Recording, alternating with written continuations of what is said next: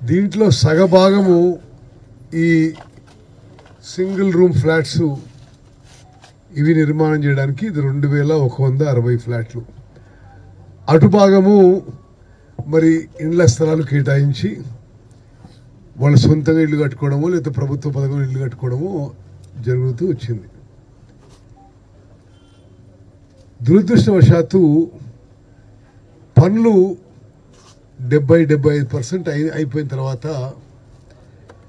మరి ప్రభుత్వం మారి బీఆర్ఎస్ ప్రభుత్వం వచ్చింది.